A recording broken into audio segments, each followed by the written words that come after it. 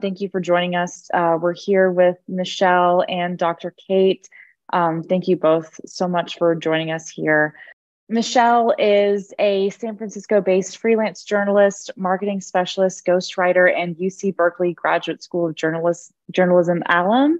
Michelle, thank you so much for being here. She's going to be moderating our conversation today with Dr. Kate. And Michelle, would you like to introduce Dr. Kate for us? Yeah. Well, I wanted to thank everyone for being here. And Dr. Kate, it's been such an honor to connect with you and get to know you a little bit better. Dr. Kate Truitt is a distinguished clinical psychologist and applied neuroscientist, complemented by an MBA in healthcare administration. She's known for her pioneering work in neuroscience, trauma, stress, and resilience.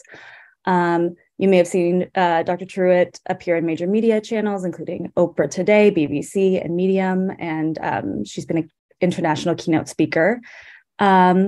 And yeah, she's based in Los Angeles, and today we'll be talking about her new book that's coming out shortly, and it's called Keep Breathing, A Psychologist's Intimate Journey Through Loss, Trauma, and Rediscovering Life, which will be coming out next spring. And so, yeah, we're just gonna kind of get started here.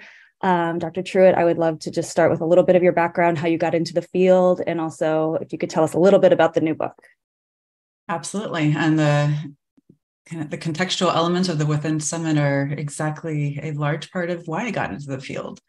I grew up in the 80s and the 90s, and there are a lot of complicated cultural elements around what it meant to be a woman, how we were portrayed in the world, and also inherited a lot of complex notions from my mom that we still talk about and unpack on a regular basis today.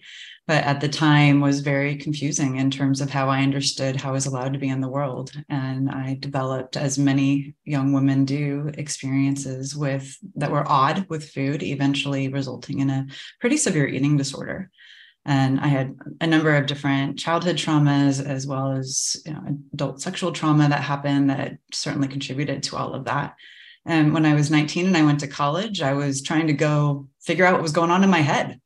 And so I had a weird journey where I ended up working in rat labs because humans terrified me, to be honest. And rat labs, they're safe, they're kind of cute, actually. And they don't judge at all. And I was studying something called conditioned taste aversion. So my career literally started with a deep dive into understanding why our brain can learn to be scared of food.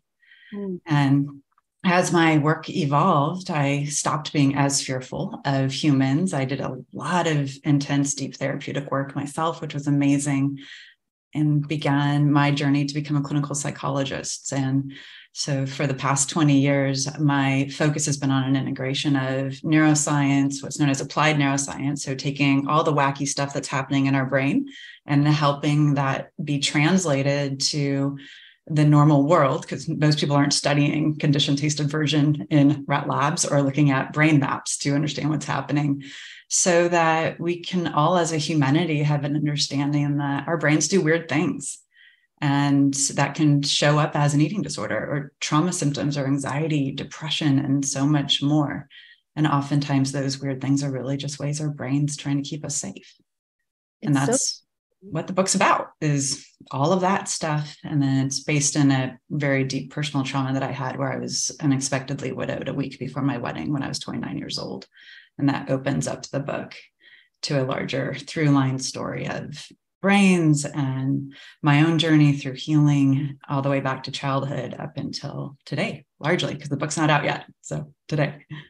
I was lucky enough to get a sneak peek at it, and it does open so powerfully and beautifully, and just your vulnerability is so admirable and appreciated. And it is really interesting to hear how you got into the field, because I've been writing about eating disorders my whole career, and it's interesting how so many of us get into it and it kind of manifests in different ways. Some people get into nutrition, some people get into therapy, and they take their professional careers and kind of use their own past to, try to help others, which you've done in a very interesting way that even I haven't encountered very much in my writing of the neuroscience behind it. You talk about how trauma doesn't just ravage the brain, and you reference the body keeps the score, which is it's referenced quite a bit in trauma work. So if you could just kind of tell me a little bit about why that book resonates with you, what it's all about, and how does embodiment of trauma kind of relate to eating disorders? Yeah, the Body Keeps the Score is written by Dr. Bessel van der Kolk, who's known as the world's foremost traumatologist. And that was actually literally a title that was created for him. Mm-hmm. And when that book came out, it was designed as a book for clinicians, and that was his intention. And it was also the very first book that really opened up an understanding of what's happening in the mind and body when it's exposed to traumatic experiences. The truth is that when we experience trauma or stress or ongoing chronic stress, we often think about it as impacting our mind, how we're thinking about the world or ourselves and the world. We actually have what I call a case for ourself, that is our cognition. So what we think, autonomic nervous system, how our body works, kind of basic, oh, is my heart beating? Can I breathe air? Somatosensory, which is how are we interpreting the world through the body, and emotional response. Those are the case elements. And the case is directly tied to traumatic or stressful experiences, as well as beautiful, resilient, thriving moments in our life, which is cool. Specifically, though, when we have survived traumatic or difficult things, our brain and our body prioritize that information. And I like to think of the case as the C's on top, our thoughts. Our emotions are driving so much of it. And then our bodies in between, helping us interpret and experience the world.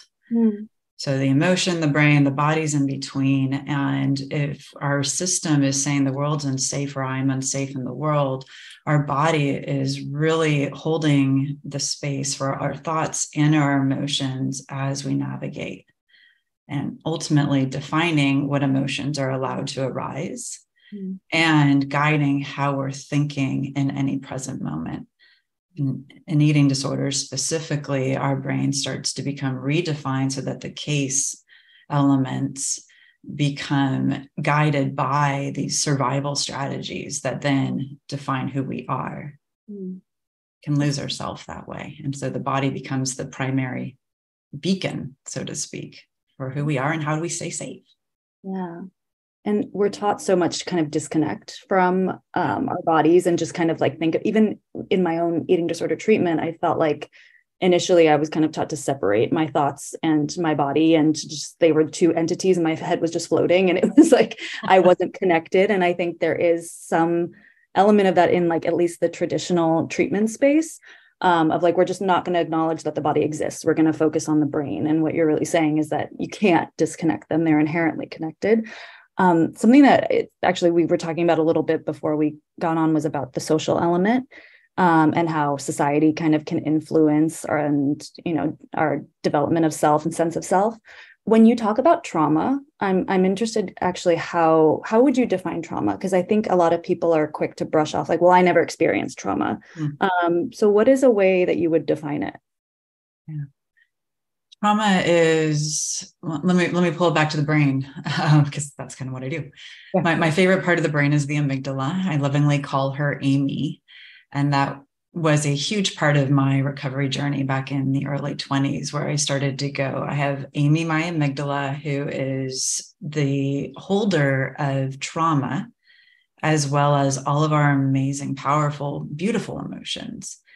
And I like to think of her as a bodyguard back there that's keeping us safe. And so Amy, the amygdala, is a guiding force for how we make sense of the world around us and interpret ourselves in the world. The amygdala is online in the third trimester. So it's important, and it's been around for almost 300 million years. It's old guard, it's old school, right. Whereas our prefrontal cortex is pretty new. And when we think about trauma, so often we think about these real world experiences that are a direct threat to life. Well, the amygdala has three core values, as I like to frame it, which is how am I safe? How do I belong? And how do I create success or, get my basic needs met, Maslow's hierarchy of needs. And so a traumatic experience can be anything that threatens any one of those things. Now, you referenced a moment ago your own eating disorder treatment. And if our brain and our body are separated from one another and we're just kind of floating over here and all the focus is up here, is our body, or did your body feel safe to be connected to? Because if not, then that could in of itself for the brain be interpreted as something that's scary. And then the body can become a representation of something traumatic. It's super interesting. Yeah, I mean, just as we're talking, I'm realizing kind of, I think people are very quick to say, like, because I didn't have this massive event occur to me, that I didn't go through trauma. And I think there's sort of a misunderstanding still just culturally about what trauma can be. And it sounds like what you're saying is it can be anything that threatens your safety and survival as a person. Is that right? Yeah, well, and anything that we learn about how we are safe or do belong or are lovable or are successful can become a framework for how our brain strives to protect us from trauma or stress. So if we're taught to the point of what you were sharing earlier about the cultural expectations and the demands upon us, or the article you wrote in Glamour not too long ago, those experiences start to guide the way our brain says, hey, I won't be hurt if I meet these standards. And then if my body starts to betray those standards, that, Michelle, can actually become trauma. That makes sense. And it makes it sound like an eating disorder in some ways could be, it's not a logical coping mechanism, but you can see how it would develop as a coping mechanism because you kind of begin to reinforce that belief in yourself that if I do X, Y, Z, I will be safe, or at least your mind does, which is really interesting. Yeah. And I know you talk a lot about adverse childhood experiences, or ACEs. Is that right? ACEs. Yeah. That makes more sense. If you could speak a little bit about that and the role that ACEs have in eating disorders, or even post-traumatic stress disorder, and even how all three of those things might relate to each other. Yeah. So adverse childhood experiences are kind of what they sound like. So adverse difficulties that we go through in our life. The literature highlights right now that almost all of us probably have at least one. The more we have, the more vulnerable our brain and our body is, because everywhere we go, our brain goes with us, and it carries throughout our life, our experiences, and that shape how we show up in the world. And if we've learned that the world is dangerous or unsafe, whether it be through actual acts of violence or the children who were going through the pandemic still in school, which is, we know that the mental health epidemic right now is out of control, and we're trying to do a lot of really amazing work. We are doing a lot of amazing work in that space, which is a huge blessing and a gift. Then our brain will start to create a framework of experiencing the world through those adverse experiences. There is a lot of data that highlights a strong correlation between surviving adverse childhood experiences and developing an eating disorder as a coping skill. But it's not causal. So you can have adverse experiences and not develop an eating disorder. And you can have an eating disorder and have what we call the unicorn childhood, which is, it wasn't necessarily traumatic or adverse, but exactly to what you're just saying, Michelle, how do we define difficulty? Is difficulty actual physical violence that's threatening to an amygdala? Or is difficulty not looking, quote unquote, the right way per the standards of the family? At the end of the day, if we don't feel like we have safety or that we belong, then that is going to be changing our neurobiological landscape and creating a vulnerability to developing other coping skills. Because at the end of the day, our amygdala specifically has one job, which is keep us alive.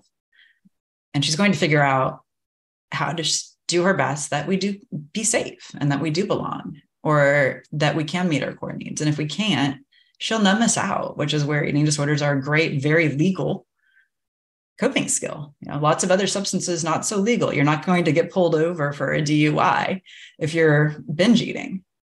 You will get pulled over for a DUI if you're using other substances. So it's a very easy coping skill that works extremely well, and also can be exceptionally painful and difficult, as we both know from our own personal journeys. Dangerous, which I think gets down to pretty often. And I love how you talk about Amy. I love kind of personifying her and the amygdala. And as you were talking, I was thinking about, I can remember friends from childhood who went through what I considered real trauma, who had, unsafe environments at home, or parents who were struggling with alcohol. And in one case in particular, I can think of a friend who, she was very resilient and she did not develop any unhealthy coping mechanisms. And I was always really just in awe of her, because I felt like, well, why did I end up with an eating disorder when she had this dealt to her? And I know you were talking about how the amygdala begins to develop in the third trimester. So how much of this is kind of, you're wired a certain way and are more vulnerable to develop certain things? A lot of it's modeled. What are we shown? It's epigenetics. How is our system changing and adjusting to the world around us? And then going back to the idea of the third trimester, what is the environment like as we're developing in utero? Is there a lot of stress? Is there a lot of overwhelm for the mom? Is it a difficult pregnancy? And to your point, though, just because those things exist isn't a through line to, well, you're out of luck. Right. It does create a greater vulnerability. And if we have even one safe other, or we have people who show up, a village around us, then we have the opportunity to develop a lot of strong resilience. The cool thing about resilience is it's a skill that we can learn at any point in our life. The other cool thing about our brain is it's neuroplastic, and that includes our little friend Amy, the amygdala. So if she learns a lot of unhealthy ways to keep us alive, or less than preferable, as I like to think about them, she can unlearn those things and learn new ways for going forward. So it's hardwired, sure, in terms of some of us have a more sensitized nervous system. Some of us inherit different genetic traits. And there's also a lot of opportunity especially when it comes to eating disorders and trauma, depression, and anxiety. So there's a lot of hope out there too. I think that's such an important message. And I'm so grateful to hear it from, a neuroscience perspective, because I think it's, for some people, they need those kind of cold, hard facts to be like, well, is there hope? And yeah, right. Same. And I mean, you're so vulnerable in this book and just in the way you speak. And I know you wrote in the book that you find as a child that you were kind of went into this silence, safe, and ended up feeling quite numb. How do you think to your eventual development? I'm so sorry. I don't know if something cut out there. I'm so sorry. Me okay? Yeah, there we go. Okay, sorry. I'll repeat it. I know you talked about silent and felt numb at a certain point based on your own ACEs. If you wanted to kind of talk a little bit about that and how you think it of an eating disorder or to PTSD that later developed. Yeah, well, my family definitely had a dynamic of being quote unquote fine. I grew up in the Midwest in Kansas, and we joke about my Nana, my paternal grandmother, was the matriarch of the family. And she had clothing stores. She had a very specific presentation. She dropped dead gorgeous, always very much within the wheelhouse of her generation. And I didn't have a chance to meet my maternal grandmother, but it sounds very similar for her. And so my mother came into motherhood with my sister and I with a lot of deeply ingrained beliefs about what it was necessary to be safe as a woman. And those experiences got handed down to my sister and I with very varied results and consequences. So for me, I learned, don't make waves, be very, very perfect, look a very specific way, and ultimately fade into the background and disappear. And part of that was my stimulus value. I drew a lot of attention early on for being a pretty or a cute child. And that turned out in some situations, early childhood trauma, to be quite dangerous for me. And so I just learned to fade away. Mm-hmm. And having feelings in the Midwest in the 80s, not really a thing. There was not social emotional learning. There was not emotional intelligence per se. And so I just learned to quiet myself. I also learned that, hey, the cookie jar is this little white porcelain bunny. and nobody's awake at 2 a.m. Mm-hmm. And I can creep into the kitchen and eat all those cookies. And because that's weird behavior in the Midwest, we don't talk about weird behavior. Nobody's going to notice it. Nobody's going to talk about it or check in on it. Mm-hmm. And so early on, I learned that food was a very successful coping skill. And it was something that I could fill myself up with or also punish myself with. Yeah. It's interesting how that's specific to your upbringing of Midwestern values and kind of like keeping everything buried, but it's common to so many cultures. I mean, I grew up in a very different culture, and there is kind of, I think it's more common than not that there is sort of a presentation aspect to, you know, our family is, you know, wants to look a certain way or act a certain way, and a lot of things get buried, and it's so meaningful that it's specific to your experience, but I think a lot of people can relate to that, just across cultures and communities, and how food can kind of be a successful tool for numbing out, as you said. And I know, so eventually over time, how and when did your eating disorder start to kind of manifest? And at what point did you know there was a problem, or did you receive a diagnosis? Which came first, I guess? I think I internally knew for a long time that there was a problem. Our household had a lot of weird food behaviors in it. Mm-hmm. And to your point, this is nothing that was unique to me. These were experiences that so many of my friends, and now, you know, as a psychologist who walks alongside so many patients, I hear different versions of this. And even as we both talk about the presentation, we both kind of sit up and put our shoulders back, right? Like, be the thing. You need to show well, as we were told, show well. Like a horse or something. Like a horse, yeah, exactly. Yeah, exactly. Show well. And I started struggling, and I write about this in the book, and this is one of the hardest parts. There are kind of 3 really hard parts of the book to write, and this was one of them, because I was so scared to start putting this on paper, because it shared a lot of my family story. And I got my mom's blessing, largely because she understands and has really done her own work, even now in her 70s, looking at the trickle-down effect that she inherited around her concepts of how a woman needs to be safe. And it was just this sense of none of us were ever quite right. We were all just a little off from what we were supposed to be. And I don't think there was truth to that in hindsight, but it was this felt sense that my mom, and I would hypothesize perhaps my sister, but I certainly felt. And I was bullied a lot. And early on, I think around 10 years old, I started dreaming of going to sleep and never waking up. I didn't know what that was until I read a Christopher Pike book later, or it might have been R.L. Stein. I don't remember which. Yeah. And I was like, oh, wow, those are also known as suicidal thoughts. And that was the first time it really hit me. Something's really wrong. Mm. But there wasn't any talk about therapy. And in fact, at one point when my mom did know I was really, really struggling, she took me to the doctor. I had cystic acne and put me on Accutane, which we know is highly correlated with suicidal considerations. And so if anybody's, in general, struggling, please know there's a lot of amazing helplines out there. And also, if you're on Accutane, that does enhance the vulnerability for suicidal considerations significantly. And then she got me into modeling, which was a really interesting solution to what was going on at the really time. Interesting response, but a perfect highlighting of her own trauma. Yeah. If you look right and you are accepted for looking a certain way, and again, this is not unique to me. This is unique to so many women and men, and she, he, they, them. There are these pressures.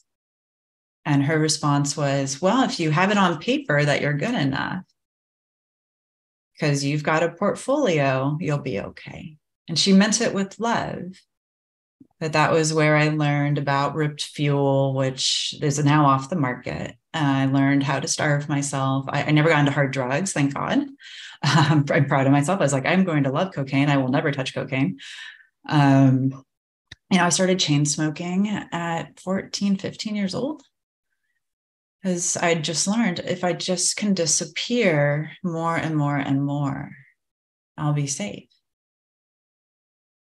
It's kind of mind-blowing how much progress we've made. I mean, in a lot of ways, we haven't made any progress in terms of body image and what we know about what actually helps in terms of building confidence and resilience. But at the time, I think 80s and 90s, it was quite common to feel like that would be a logical way to build your confidence, is to go into a field that's built around physical appearance, and maybe that would actually strengthen you. So I totally understand that impulse of your mother's to kind of like, well, maybe this will help. Safety, belonging. Yes, totally. Yeah. And it did. It gave me a village. Right. A village that kind of was probably bonded and united in these sanctioned behaviors that were disordered. And I write about that a lot in my own work, just in general, of our culture being, there's all these societally sanctioned disordered behaviors that we kind of look at as, you know, if you tell someone you worked out for 4 hours a day for the past 3 weeks, they'd be like, oh my God, you're so disciplined. Good for you. And I mean, I do believe that 9 times out of 10, that is the response you'd get. Or still, I think as a culture, we're still working on this, that if someone loses weight, the impulse isn't to immediately congratulate them and to say, what are you doing different? Oh my God, when that person could have cancer, they could be sick. And there's just all of these ways of being in society that are kind of sanctioned. In the modeling world, I would assume that it's heightened and elevated even more than that. So yeah. Well, and to that point, it's not even, it's sanctioned, but it's also such a norm. It's part of the cultural rhetoric that it is okay and acceptable to comment on the way people are showing up in their physical appearance. Yeah. It's heartbreaking to think that your mom put you in that world or encouraged you to be in that world as potentially sort of a cure for what was happening with you, and that not knowing, you know, that it could have really exacerbated everything that was happening. And you talk, oh, totally. As did my mom and so many. I know. And I think that's an important piece to highlight is when we look at these stories, it's one of the hardest things I see patients struggle with is the separation of my parents did their best and can I hold them accountable? And I think when we can zoom out and look at the huge cultural through line and the pressures and how they have been taught, which then gets passed down to what we've been taught about what it means to belong in today's world. Right. And I feel like it ties back to what we were talking about earlier of those of us who don't feel like we should blame our families. They did their best. It's easier to dismiss what we experienced, that it wasn't trauma because, well, I had a loving family, you know, like how could I hold them accountable for something they didn't know they did their best? It's something inherently wrong with me. I think it just gets so complicated because there's so many factors at play, you know. Both and, which as a society, we're not great at. No. Very black and white. It's a kind way of saying it. I would say we're kind of terrible at it, but we're getting better. Yes. There's not a lot of nuance in how we talk about these things. Both and is a really important principle to hold in mind. You do, I mean, again, your vulnerability in this book is so admirable. And in your work in general, you talk about, you developed a severe cardiac arrhythmia. And to me, what's interesting is that's like a very documented physical event that is a medical crisis. How does that how do you believe that affected your mental state around your eating disorder? And how did that kind of influence the trajectory of your recovery? Yeah, I've been thinking a lot about this. I knew you were going to circle back and ask this question. You know, that was such a fascinating and important pivot point. It was terrifying. And I actually got furious at my body because my body had one job and I had figured out a way to excel at that job. And the job was to look a very specific way. And suddenly I was getting top marks at my job and my heart was going to give out. And it felt truly like a very, very deep betrayal. The other thing that it is, it catalyzed me into saying, no, not on my watch. I can hurt myself, but body, you don't get to choose what's happening, which was a really, as my therapist, my psychologist at the time pointed out, he's like, that's kind of perverse. It's like, well, yeah, I mean, in a way, the counterintuitive nature of eating disorders is exactly that. Mm-hmm.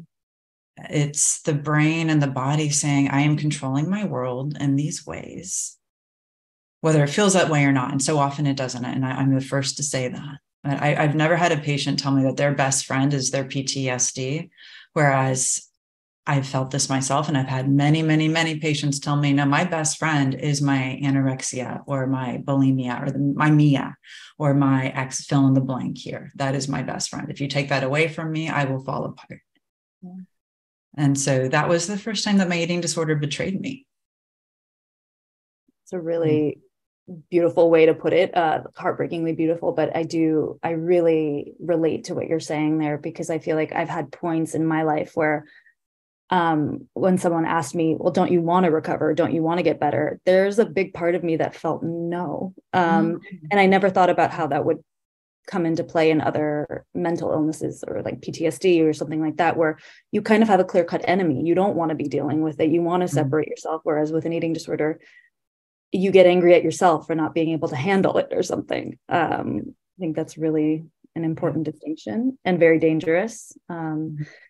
And I mean, because you are so open, I am an open book. I have always been an open book, so I really relate to you in that way. But as a mental health professional, when you're helping other clients, what value do you think it brings to kind of your work with other people? I've had therapists who, they don't give me any indication of what they've been through, what their lives have been through. And I've had therapists who really related to me with their own experience. So why do you choose, I guess, to incorporate this in your work, and how does it come into play in your work with clients? To be fair, I for a very long time, I was very much on the other extreme of highly separate. One of my primary missions is mental health literacy and the destigmatization of mental health and all of these types of considerations. And as providers, we are in the trenches. I don't know anybody that I walk alongside in my professional realm who hasn't struggled, because guess what? We're all human. The human element connects us. We're designed to have villages, and to have that vulnerable space creates a deeper level of connection. In my work with patients, I think a lot of my patients, I know for a fact, will be pretty surprised when they read the book. Mm-hmm. They will not know a lot of what has unfolded in my life. And I've had even a lot of my dear friends and colleagues say, whoa. The value add for me, though, is that as somebody who's studied brains and trauma for over 20 years now, as somebody who's lived a life of darkness and an incredible light, if I can be a case study, then why not? I can unpack this and explore it. And the other part is, especially after my fiance died and I developed traumatic grief and very, very severe PTSD, I was somebody who was already, quote unquote, expert in the very thing that almost destroyed me. And at that point, I had been in eating, my eating disorder had been in recovery for almost 10 years. And I did not revert back to it, but I was still lost. And I think that's important for people who don't have the level of education around these types of things that I have. Lots of other education, knowledge, wisdom, and experience, but I really kind of zeroed in with those rats and just ran with it. Yeah. And it still shook your entire world. Yeah. If we can be an expert and still be almost destroyed by the thing that we know so much about, that's important to know. Because it's not personal then. It's not what you're saying. It's us who's broken. It's our brain really freaking out. Mm-hmm. And freaking out at a deep primal level that's outside our choice at that point. Right.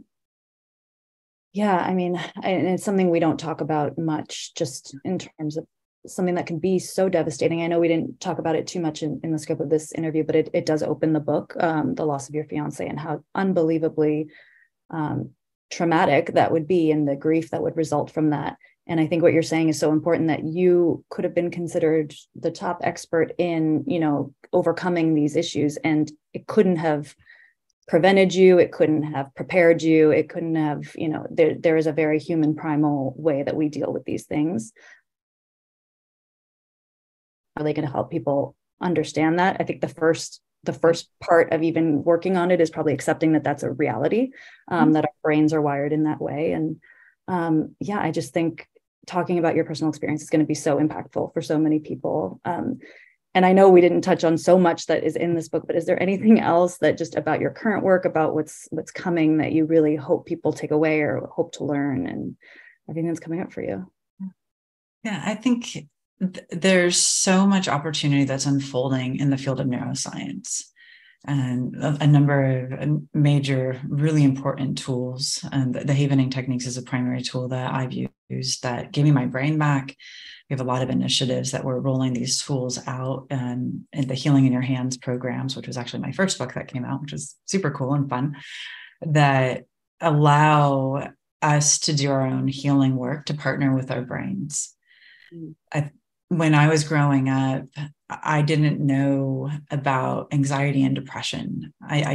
What I knew about mental health was, oh, that person went away for several months and now they're back. And we don't talk about it.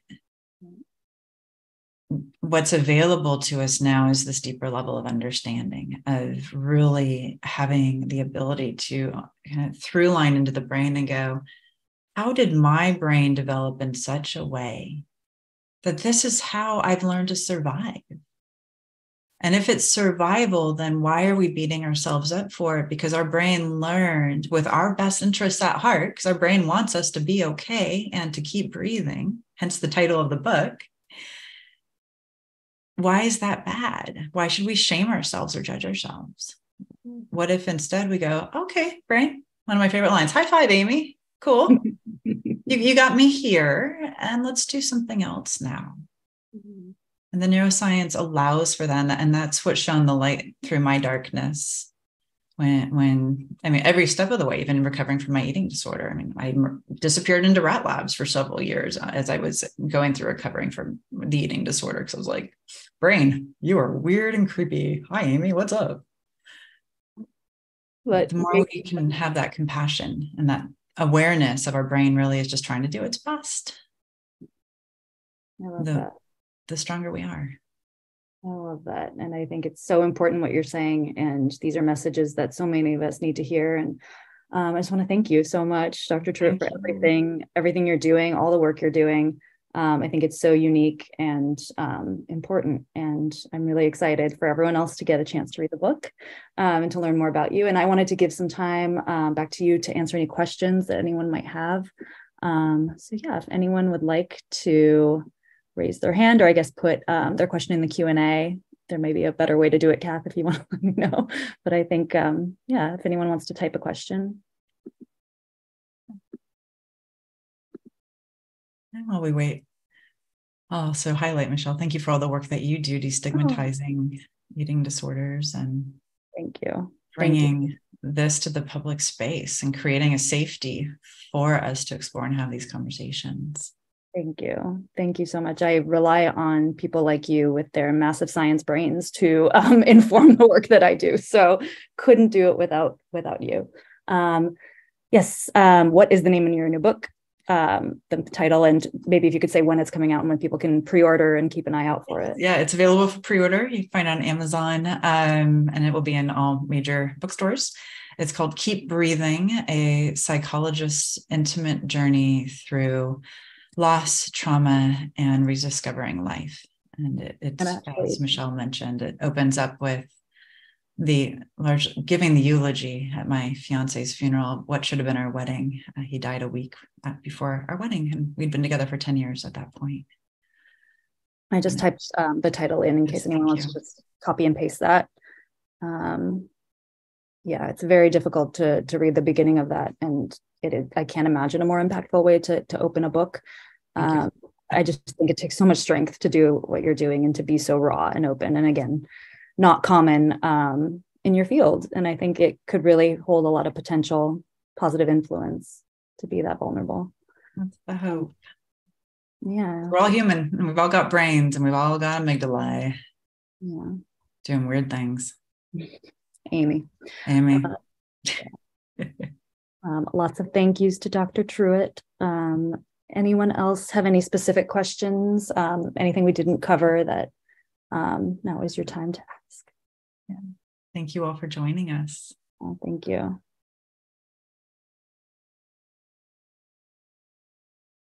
I guess if any other questions, the one thing I will highlight is we're very shareware. So I have a YouTube channel, tons of free educational videos, guided exercises, a TikTok channel where I answer one question a day, if you can believe it, that is asked in the TikTok channel. We're just about at 100,000 followers, which is pretty cool.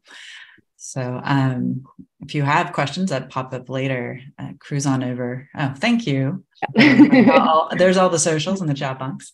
It's Dr. Kate Truitt. And it's just about how do we all help each other? Because ultimately a happier humanity is a better humanity. It's a better world. And we're seeing that a lot these days. We need each other. Could not agree more. Thank you so much. If anyone has any questions, it's your last chance, but obviously there's many ways to get in touch with Dr. Truitt, and I would encourage everyone to pre-order and to just read this book. It's so beautiful and important, and I think it's really going to change a lot of how we talk about trauma and eating disorders. Oh, there is a question. We're not going to wrap up yet. What do you feel is the most misunderstood part of how brains deal with trauma? Which is a great question. Yes. The amygdala. Yeah. Largely because she's been given a super bad rep in the literature and the public face, and even Joseph Ledoux is one of the major researchers around the amygdala, has said that one of his kind of great professional regrets is tagging the amygdala as being the fear brain. And I'm definitely guilty of calling her that myself. I even see that on my YouTube channel. The amygdala is actually deeply tied into all of our emotions, and she plays a key role in our sense of safety in the world, not just keeping us safe, but also regulating how we feel connected and deeply intimate and in relationship. And so we can help cultivate that with neuroplasticity, which is awesome.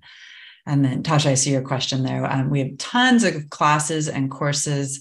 I actually have an educational institute that we're in the middle of launching right now. So our website's mostly working, but that's truittinstitute.com. And our motto at the Truitt Institute is empowering brain smart mental health for all. So we have courses for the general public. So the Healing in Your Hands courses, we have Resilient Brain courses, which is for all of our allied mental health teachers, educators, healthcare. We do a lot of amazing work with different schools and healthcare programs. And then we also have our clinical courses for our coaches and our medical practitioners and healthcare practitioners. So a whole host of different opportunities. And if anybody wants to actually train in the full Havening Techniques program there, you can also find those courses coming up, which is pretty cool. Thank you so much, Dr. Truitt. I hope we got to everyone's questions. Thank you for getting to Tasha's, and just thank you endlessly for everything you do. And thank you everyone for coming, and thank you, Kath, and thank you for the organizers of this event. And I hope to talk to you all again soon and often. Thank you for this wonderful event. Thank you all. Thank you, Michelle, so much. And I can't wait to read your new book. We'll see. We're years off. We'll keep in touch. Manifesting. Thank you. Okay. Thank you, everyone. Thank you all. Bye. Bye.